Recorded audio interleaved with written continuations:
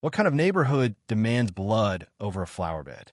I stood in my backyard, shovel in hand, staring at the patch of earth that had sparked a war. The homeowners association, led by Karen Whitaker, had ruled our cul-de-sac like a fiefdom for years. Her word was law, her smile a blade. But this time she'd gone too far. The roses I'd planted, deep crimson, my late mother's favorite, were non-compliant, she said. Too tall, too wild, too alive. She'd sent a letter, then a fine, then a notice of eviction. Eviction. For flowers. I laughed at first, thinking it was a joke. But Karen didn't joke. She'd whispered to the board, rallied the neighbors, and called the cops. Shoot if they resist. I overheard her say to the officer on her porch last night, her voice cold as the winter frost that killed my first garden.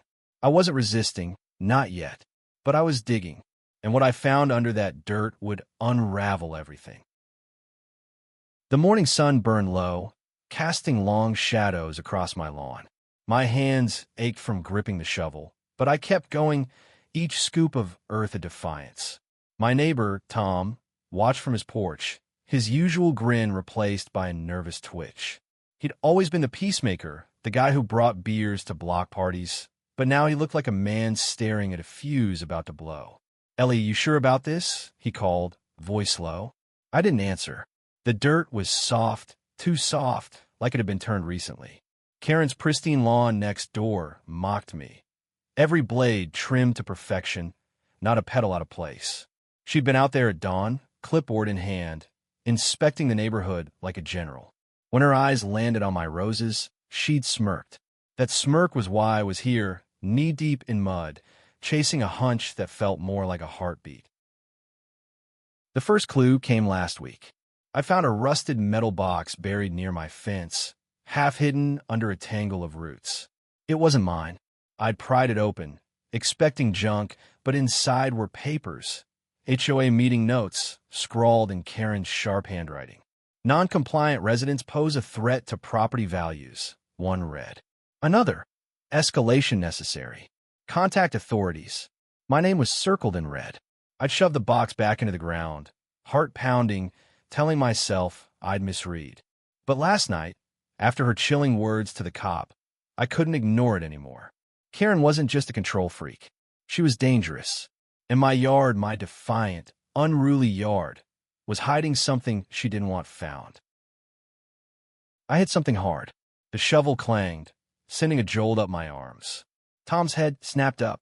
What was that? He whispered, stepping closer. I dropped to my knees, clawing at the dirt with my hands. Metal gleamed. A pipe, maybe, or something worse. My pulse raced. Karen's house was silent, but I felt her watching. She always was. Her curtains twitched sometimes, late at night, like she was cataloging every move we made. I'd caught her once, staring at my roses like they'd personally offended her. They're a blight, she'd said, her voice dripping with disdain. A blight. My mother's roses, the ones she'd tended through chemo, through pain, through her final days. I planted them to honor her, to keep her alive in my world. And Karen wanted them gone. Ellie, slow down, Tom said, now at the fence. His voice was tight, like he was trying to calm a wild animal. I ignored him, digging faster. The metal was no pipe. It was a box, bigger than the first, buried deeper. My fingers brushed something cold, smooth. I pulled it free, a locked steel case, heavy, about the size of a shoebox. Tom's eyes widened. You need to stop, he said, glancing at Karen's house. She's got eyes everywhere. I didn't care. I was done with her rules, her threats, her smug certainty that she could control us all. I pried at the lock with the shovel's edge, my breath ragged. The lid popped open, and I froze. Inside were photos, grainy, time-stamped images of my yard, my house, me. Surveillance. And beneath them, a list of names. Mine was at the top, labeled priority. The air felt heavier now, like the world was holding its breath. Tom stepped back, his face pale. Ellie, this is bad, he said. You don't know what you're messing with. But I did. Karen wasn't just enforcing bylaws. She was running something darker, something that turned neighbors into spies, homes into targets. I stood, clutching the box, my roses swaying in the breeze behind me. They were still there, still blooming, still defiant. But for how long? Karen had called the cops, and they'd be here soon. I had to act fast. I had to show the world what she was hiding. I marched to the street, the box under my arm, Tom trailing behind like a reluctant shadow. The cul-de-sac was quiet, too quiet, the kind of quiet that comes before a storm. Karen's car was in her driveway, her front door cracked open. She was waiting. I could feel it. I set the box on the curb and started pulling out the photos, spreading them across the pavement. My neighbors' faces appeared. Tom, Mrs. Larson, even old Mr. Chun, who never left his house. Each photo was a violation, a secret she'd weaponized. I grabbed a marker from my pocket and scrawled on the pavement. HOA secrets exposed. My hand shook, but I kept going, taping photos to mailboxes, to lampposts, to Karen's perfect white fence. Let her see. Let them all see. Tom grabbed my arm. "Ellie, you're going to get yourself killed," he hissed. I yanked free. "She's the one who said shoot," I snapped. "Not me." His eyes darted to Karen's house, and I saw it. The fear. Not just of her, but of what she'd built. A system.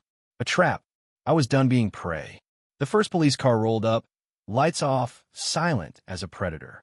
An officer stepped out, his hand resting on his gun. Karen appeared on her porch, her face a mask of calm. "She's trespassing," she called, pointing at me.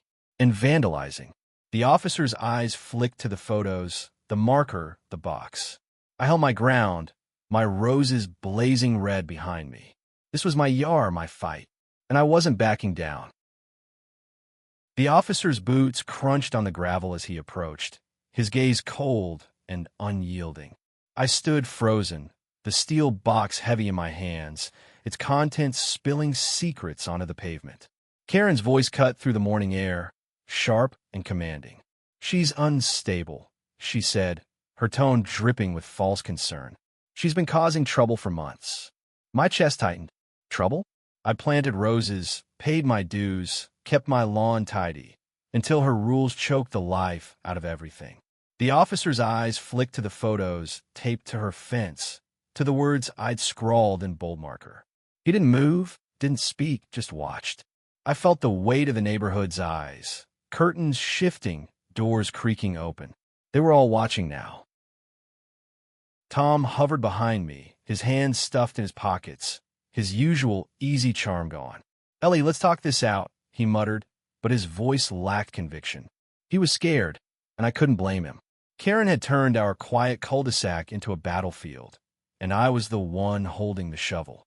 I stepped forward, meeting the officer's gaze. "Look at this," I said, thrusting the box toward him. "She's been spying on us. All of us." My voice cracked, but I didn't care. The photos fluttered in the breeze. My house at midnight, Tom's kids playing in their yard, Mrs. Larson's dog digging near her gate. Karen's handwriting was everywhere, labeling us like criminals. The officer took the box, his expression unreadable. Karen's face tightened, but she didn't flinch. "Those are private HOA records," she said smoothly. "She stole them." "Stole them?" "I found them in my own yard, buried like a dirty secret."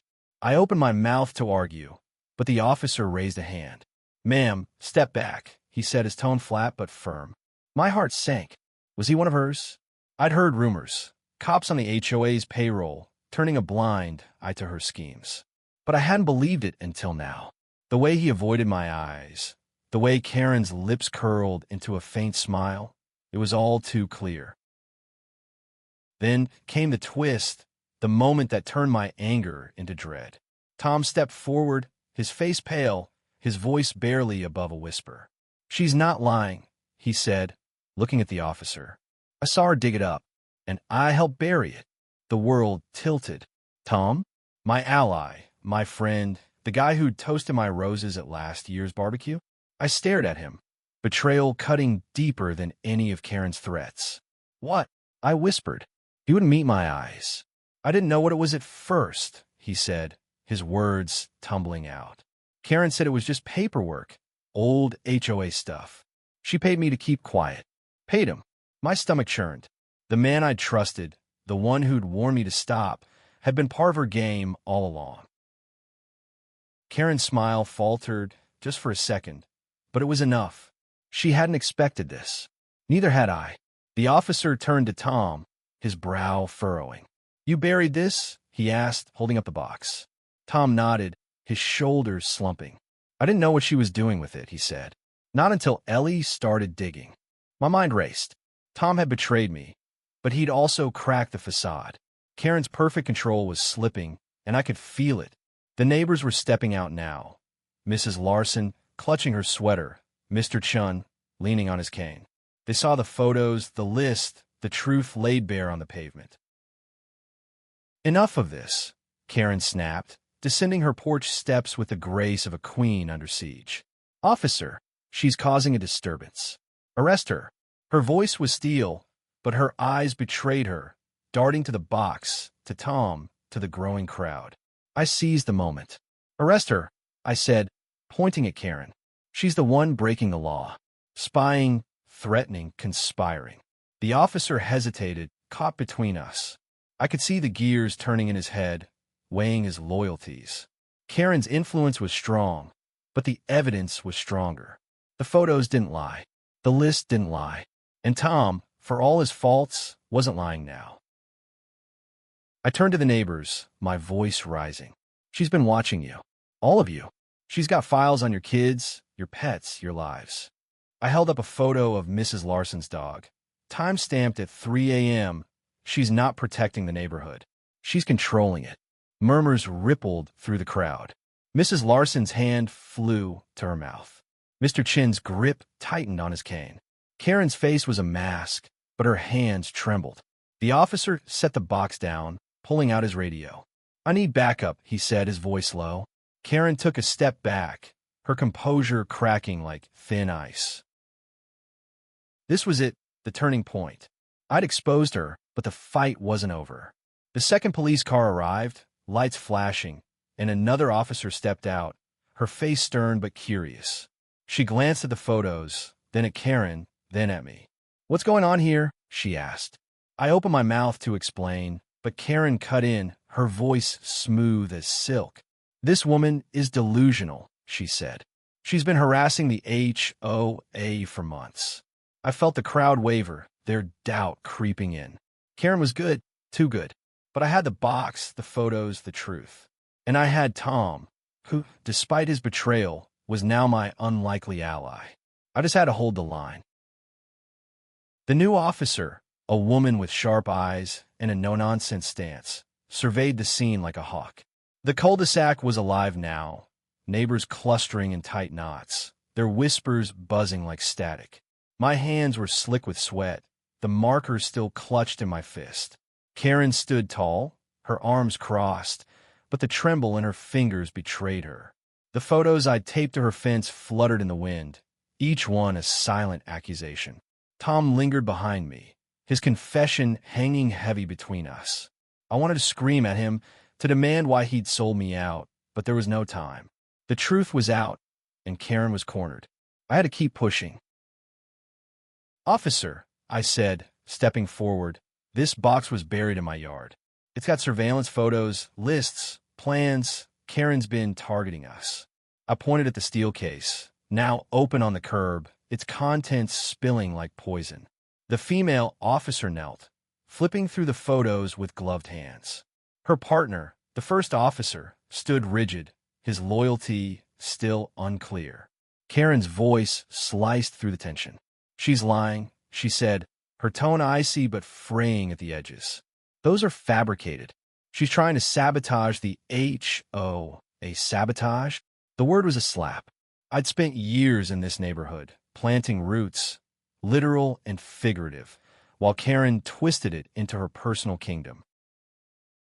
The female officer held up a photo of Mr. Chen's house. "Time-stamped at 2 a.m. This yours?" she asked Karen, her voice neutral but probing. Karen's lips parted, then closed. For the first time, she faltered.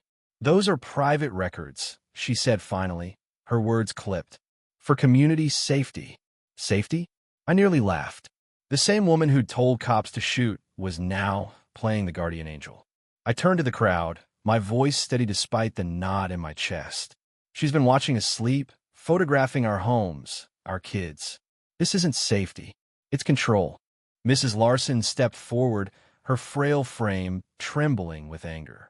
Is that my dog? She asked, pointing at a photo. You've been in my yard? Her voice cracked, and the crowd's murmurs grew louder, angrier. Karen's eyes darted to the officer, then to me. You're twisting this, she said, her voice rising.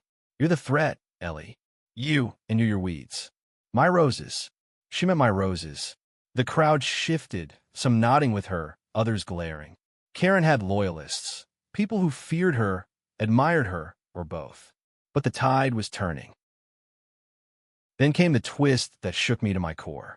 The female officer pulled a small notebook from a box, its pages filled with Karen's handwriting. She read aloud, Ellie Harper, non-compliant. Eviction recommended. Escalate if necessary. The officer's eyes met mine. This was written 6 months ago, before your roses. My breath caught. 6 months ago, I hadn't even planted them. I'd been grieving my mother, keeping to myself, barely speaking at HOA meetings. What had I done to earn her wrath? The answer hit like a punch. Nothing. This wasn't about roses. It was about power. Karen had targeted me long before I defied her, and the roses were just her excuse. The crowd erupted, voices overlapping in a chaotic chorus. She's been planning this? Mrs. Larson shouted. Mr. Chun muttered something in Mandarin, his face dark with betrayal. Even Karen's loyalists hesitated, their faith in her cracking. The first officer, the one I'd suspected was in her pocket, shifted uncomfortably. Ma'am, he said to Karen, you need to explain this. Her mask slipped, just for a moment, revealing raw panic. She recovered quickly, her voice smooth again. This is a misunderstanding, she said. Ellie's been disruptive. She's dangerous. Dangerous? I was a school teacher, a gardener, a daughter still mourning her mother. The only danger was her. I seized the notebook from the officer's hands, holding it high. She planned to ruin me, I said, my voice shaking but clear. And she's been doing it to all of us. Look at your names. I flipped through the pages, reading aloud. Tom, monitor for compliance. Mrs. Larson, potential violation, pet unregistered. Mr. Chun, reclusive, investigate. The crowd surged forward, their anger palpable. Karen took a step back, her heels clicking on her perfect driveway. The female officer raised a hand for silence, but it was no use. The neighborhood was awake, and it was furious. Enough, Karen shouted, her composure shattering. You're all ungrateful. I've kept this place perfect. Perfect? Her perfection was a prison, built on fear and secrets. I turned to the officers. She told you to shoot, I said, my voice low but firm. I heard her. Last night, on her porch. Shoot, if they resist. The female officer's eyes narrowed. Is that true? She asked her partner. He hesitated, then shook his head. I didn't hear that, he said, but his voice wavered. Liar. I looked at Tom, willing him to speak. He met my eyes, guilt written across his face, and nodded. I heard it too, he said quietly. The crowd gasped. Karen's face went white. The game was up. Karen's facade crumbled like dry clay under the weight of Tom's words. The cul-de-sac pulsed with tension, neighbors crowding closer, their faces a mix of shock and fury. The female officer, whose badge read Sanchez, held up the notebook, her eyes locked on Karen. You've got a lot to answer for, she said, her voice cutting through the chaos. Karen's lips twitched, searching for a defense, but none came. Her empire of rules and fear was unraveling. I stood at the center, my roses still blooming defiantly behind me. The first officer, the one I'd doubted, shifted uneasily, his hand no longer on his gun. Even he couldn't ignore the truth now. I clutched the steel box, its weight grounding me. The photos, the lists, the notebook, they were my weapons, and I wielded them with a clarity I hadn't felt in months. She's been manipulating you, I said to the crowd, my voice rising above the murmurs. She's turned us against each other, made us afraid to live in our own homes. Mrs. Larson nodded, tears in her eyes. Mr. Chun stepped forward, his cane tapping the pavement. She told me my garden was a violation, he said, his voice steady despite his age. I tore it out. Fur. The crowd's anger swelled, a living thing ready to break free. Karen spun towards Sanchez, her voice desperate now. This is a witch hunt, she said. Ellie's unstable. She's been harassing me, planting lies. Her words were a drowning woman's gasp, but they found no purchase. Sanchez flipped through the notebook, her brow furrowing deeper with each page. This isn't just about flowers, she said, glancing at me. This is systematic. You've been documenting residents, planning evictions, coordinating with who? She turned to the first officer, her gaze sharp. He looked away, his silence damning. The twist came like a knife in the dark. Sanchez pulled a folded letter from the box, its edges worn but official. She scanned it, her face hardening.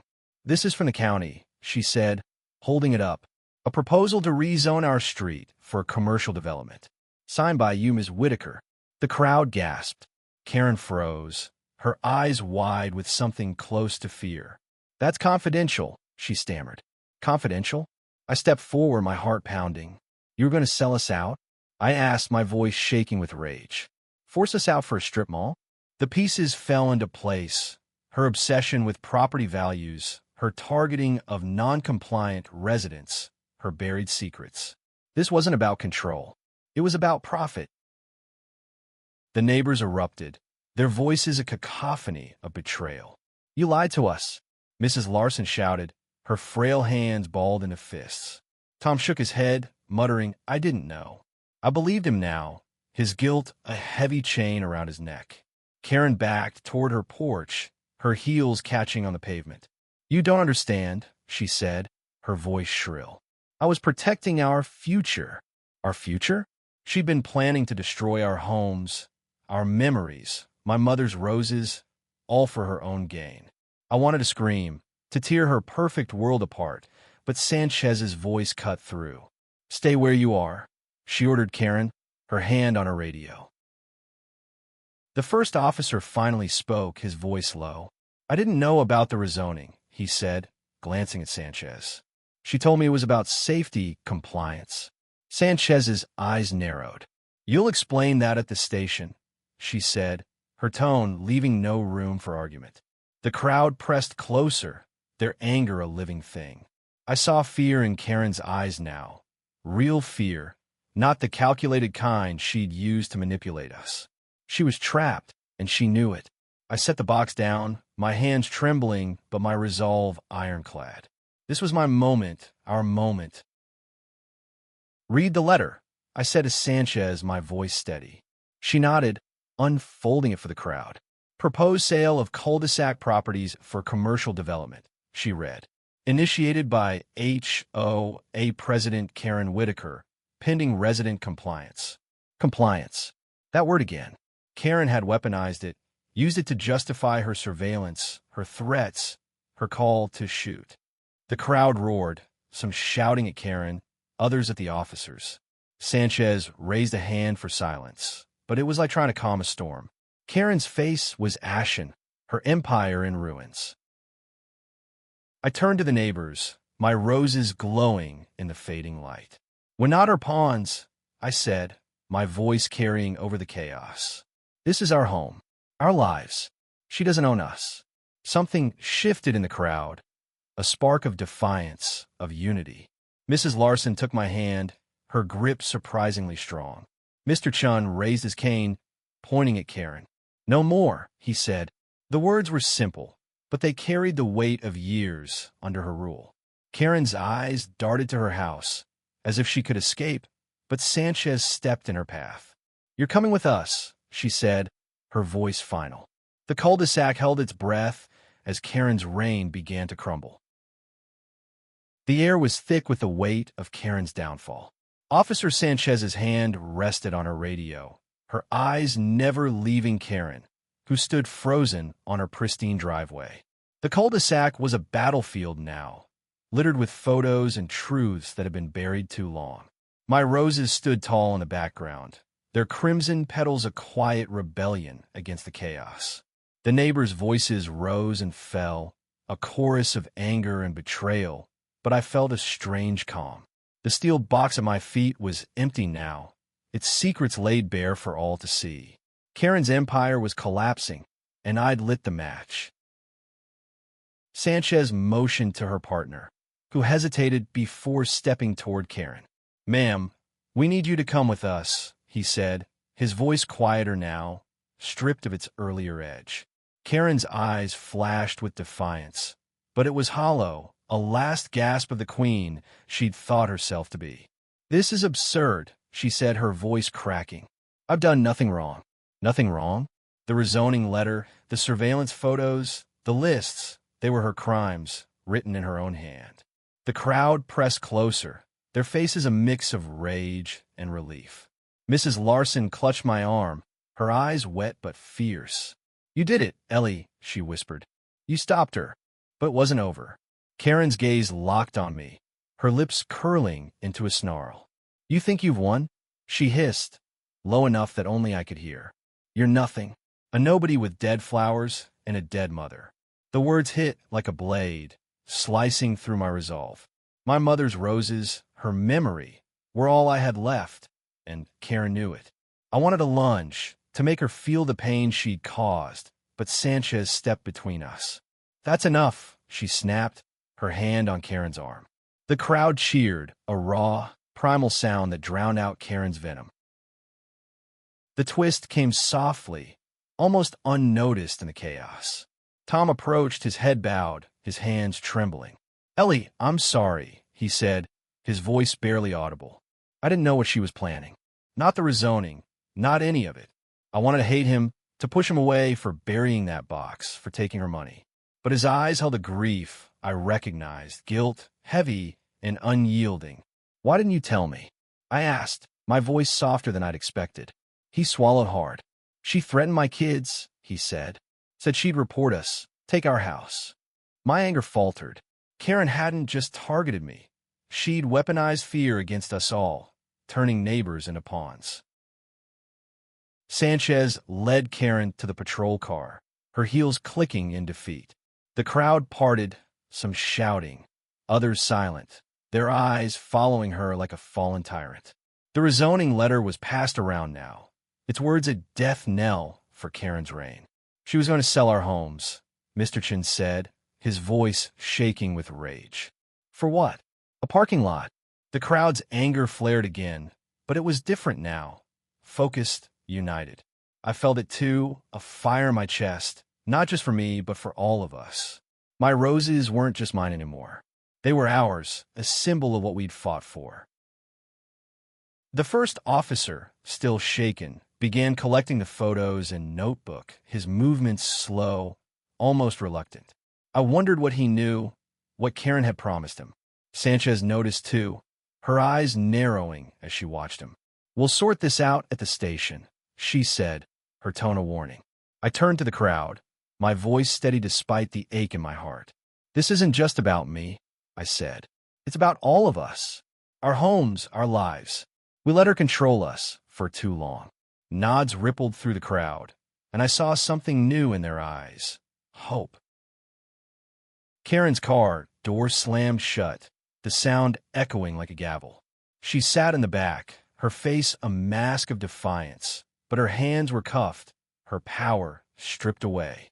The neighbors began to disperse, some lingering to talk, others heading home to process what they'd learned. Tom stayed by my side, his guilt a heavy shadow. "I'll make this right," he said, his voice raw. I didn't know if I could forgive him. Not yet, but I nodded. We'd all been caught at her web, and breaking free would take time. I walked back to my yard, the roses glowing in the twilight. They were still there, still alive despite her. I knelt beside them, my fingers brushing their petals, soft as my mother's touch. The cul-de-sac was quiet now. The storm passed, but the scars remained. Karen was gone, but her secrets lingered, buried in our memories, our mistrust. I looked at the mound of dirt where I'd found the box, now just a scar in the earth. This was my home, my fight, my victory, but it was also theirs. We'd exposed her together, and that was enough for now. The patrol car's taillights faded into the dusk, carrying Karen away from the cul-de-sac she'd ruled with an iron grip. The neighbors lingered, their voices softer now, a mix of relief and disbelief. My yard was a mess. Dirt piled high, the steel box empty, its contents now evidence in Sanchez's hands. My roses stood defiant, their crimson petals catching the last light of day. I felt their strength, my mother's strength, pulsing through me. But the victory was bittersweet. Karen's words still stung. Nobody, dead flowers, dead mother. She'd known where to cut, and the wound was raw. Mrs. Larson approached, her sweater pulled tight against the evening chill. "Ellie, you were brave," she said, her voice trembling but warm. I didn't know she was like that. I managed to smile, though my chest ached. "None of us did," I said. Not entirely true. I'd sensed her malice from the start, the way her eyes lingered on my roses, her smile too sharp, too cold. But I hadn't expected this. A conspiracy buried in my own yard, a plan to sell our homes for profit. The rezoning letter was the final nail, proof of her betrayal. Tom lingered nearby, his hands in his pockets, his face a map of regret. I still didn't know how to feel about him. He'd buried the box, taken her money, kept her secrets. But he'd also spoken up, cracked her facade when it mattered most. "I'm sorry," he said again, his voice barely above a whisper. I nodded, not trusting myself to speak. Forgiveness was a long road, and I wasn't ready to walk it yet. But I saw the pain in his eyes, the weight of his choices. Karen had used him, just as she'd used us all. The twist came later that night, as I sat on my porch, the roses glowing under the moonlight. Sanchez returned, alone, her face grim. "We found more," she said, holding up a flash drive. "In her office. Emails, plans, payments to a developer." My heart sank. It was worse than I'd thought. Karen hadn't just targeted our street. She'd been working with a network, a shadow operation to flip entire neighborhoods. "She was good," Sanchez said, her voice tinged with reluctant respect. "But not good enough." The flash drive held names, dates, dollar amounts. Millions funneled through shell companies. Our homes were just a start. I took a deep breath, the night air cool against my skin. "What happens now?" I asked. Sanchez's eyes met mine, steady and sure. "She's done," she said. "The evidence is overwhelming. She'll face charges, fraud, conspiracy, maybe more. And the first officer, the one I'd suspected, he's talking," she said. "Claims he was just following orders. We'll see." I nodded, relief washing over me. The system wasn't perfect, but it was moving now, grinding Karen's empire to dust. The neighbors began to rebuild, slowly. Mrs. Larson replanted her garden, bright marigolds spilling over her fence. Mr. Chun hung a birdhouse, his first act of defiance in years. Tom started a petition to dissolve the HOA, and signatures poured in. I helped, organizing meetings, sharing the truth. We were a community again, not a collection of spies and suspects. But the scars lingered. I'd catch neighbors glancing at my yard, at the roses, as if expecting another secret to surface. Trust was fragile, and Karen had shattered it. I knelt by my roses, their scent grounding me. They'd survive her, just as I had. My mother's voice echoed in my mind. "Keep growing, keep fighting." I'd honored her today, not just by saving the roses, but by saving us all. The cul-de-sac was quiet now, the stars bright above. I thought of Karen, alone in a cell, her perfect world reduced to nothing. She'd underestimated me, underestimated us. That was her mistake. The next morning, I woke to find a single rose petal on my doorstep, vibrant red, untouched by frost. It wasn't mine. My roses were still in the ground, blooming strong. A note was tucked beneath it, in Mrs. Larson's shaky handwriting. "For you, Ellie. For us." I smiled, tears pricking my eyes. The fight wasn't over. There'd be hearings, questions, maybe more secrets to uncover. But we were ready. Together, we'd face whatever came next, with roots deep and petals high. The cul-de-sac woke to a new rhythm in the weeks that followed. The air felt lighter, as if Karen's shadow had finally lifted.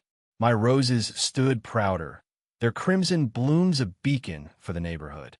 I'd walk outside each morning, coffee in hand, and see neighbors waving, not out of fear but something closer to hope. Mrs. Larson's marigolds spilled over her fence, a riot of color that defied the old rules. Mr. Chin's birdhouse drew sparrows, their chirps a small rebellion against the silence Karen had enforced. Even Tom was different, quieter but determined, helping organize community meetings to rebuild what we'd lost. The HOA was gone, dissolved by a unanimous vote, its bylaws burned in a symbolic fire pit at our first real block party in years. But the scars remained. I catch myself checking the dirt in my yard, half expecting another box, another secret. The neighbors felt it too. Hesitant glances, whispered questions about what else Karen might have hidden. The flash drive Sanchez found had unraveled more than we'd expected. A web of developers, payoffs, and plans to turn half the town into strip malls. Karen wasn't just a tyrant. She was a cog in a machine, one we'd barely begun to dismantle. The hearings were coming, and I'd be there, testifying with the others, our voices no longer silenced. One evening, as I tended my roses, Tom approached, a beer in hand like old times. "Ellie," he said, his voice rough, "I don't expect forgiveness, but I'm trying." I looked at him, saw the man who'd betrayed me, but also the one who'd spoken up when it counted. "Keep trying," I said, not unkindly. He nodded, and we stood in silence, the roses between us. They were more than flowers now. They were a promise, a reminder that beauty could grow through pain. My mother had taught me that, and I'd carry it forward. The twist that lingered wasn't in the evidence or the arrests, but in us. We'd been broken, manipulated, turned against each other.